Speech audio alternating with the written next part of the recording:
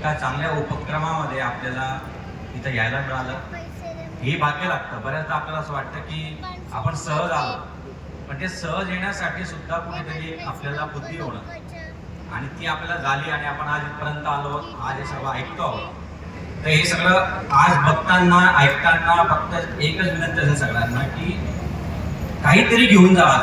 एखादी चांगली गोष्ट जी तुम्हाला आवडली, ज्या गोष्टीमुळे तुमच्या आयुष्यात काहीतरी बदल होऊ शकतो, घडू शकतो, अशी कुठली तरी एक गोष्ट आज तुम्ही इथून नक्की घेऊन जा. आणि तुम्ही घेऊन जाणारच, कारण इतक्या साऱ्या गोष्टी इथं आहेत की त्यातून घेण्यासारखं खूप आहे. त्यातून तुम्ही नक्की काहीतरी घेऊन जा. माझ्याबद्दल आणि या मार्गाबद्दल सांगायचं तर म्हणजे मी आहे तो केवळ या मार्गामुळे आहे असंच मी म्हणेन. कारण बालसंस्कारातून मोठा झालेला मी विद्यार्थी आणि स्वामींच्या कृपेने, त्यांच्या आशीर्वादाने ह्या पदापर्यंत त्यांनी मला पोहोचवलं.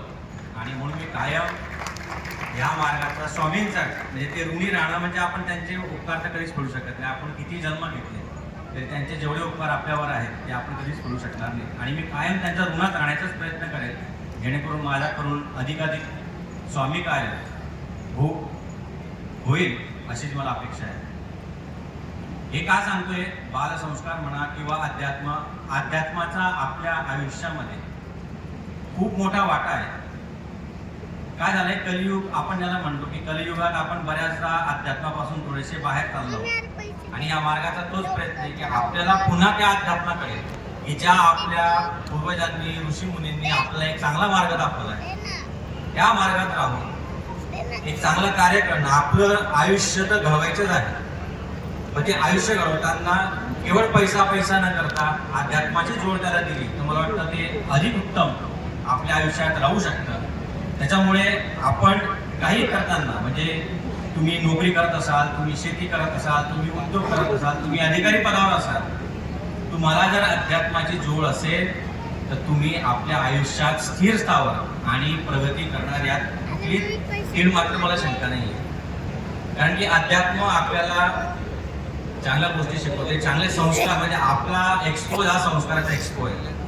आणि आजच्या युगामध्ये संस्काराची किती गरज आहे मला वाटतं वेगळं सांगायची आपल्याला गरज नाही. जे पालक इथं बसलेले आहेत त्यांना ते कळत आहे, जे होणारे पालक आहेत त्यांना येणाऱ्या कालावधीमध्ये हे कळणारच आहे की संस्कार करणं हे किती काळाची गरज आहे.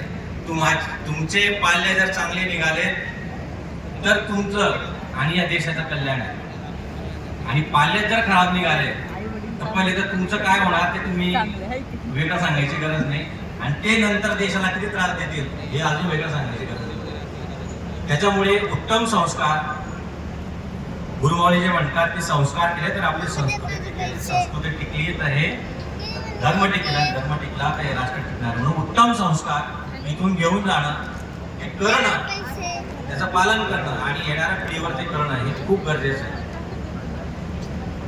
काही विद्यार्थी वर्ग इथं स्पर्धा परीक्षांसाठी पण आलेला आहे, तर आज वेळ नाहीये, पण स्पर्धा परीक्षा ज्यांची करायची इच्छा आहे त्यांनी नक्की करावी. या मार्गातून त्याच्याबद्दलचं बरेचसं मार्गदर्शन आपण वेळोवेळी करत असतो.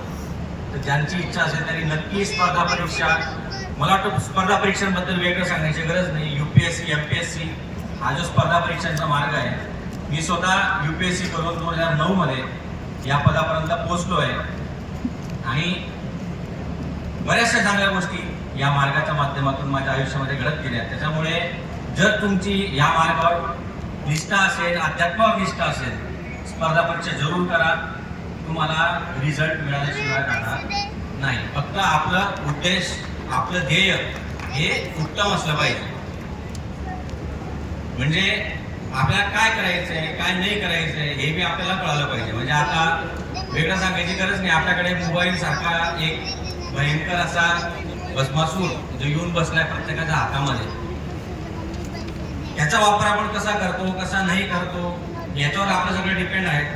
काही लोक 5-5, 10-10 तास त्याच्यात घेत राहतात, काही होणार आहे त्याचं. जर मोबाईल पद्धती केला तर कदाचित आपल्या आयुष्यात काहीतरी चांगलं होण्याचे चान्सेस आहेत. म्हणजे आज सकाळीच मला एक काहीतरी जोडायला मिळाला, मला वाटतं त्याचा कुठेतरी सांगा आपण की म्हणजे इतकी आपली परिस्थिती वाईट झालेली आहे की आपण वर सुद्धा जर यमाने की तुला स्वर्गात टाकू तर आपण त्या त्याला पण म्हणू बापरे टाक, फक्त जाणं जातात मला मोबाईल पे, म्हणजे मला स्टेटस तरी टाकेल ऑन द वे टू स्वर्ग, ऑन द वे टू, आणि मग तिथे आपल्या काहीतरी टाकता येते. इतकी वाईट साखळी सध्या या महिने आणि या सोशल मीडियात करून ठेवली. इतकं ते चांगलं आहे तितकंच ते वाईट पण आहे. म्हणून मला याच्यात सांगताना एक नचिकेत आणि यमाची गोष्ट तुम्ही वाचा कधीतरी, कट उपनिषदामध्ये दिलेली आहे. त्याच्यात नचिकेताने यमाला हाच प्रश्न विचारला की देवा आयुष्य जगताना काय करावं आणि काय करू नये. तेव्हा यमाने त्यांना सांगितलं नचिकेताला की गोष्ट आणि कुठली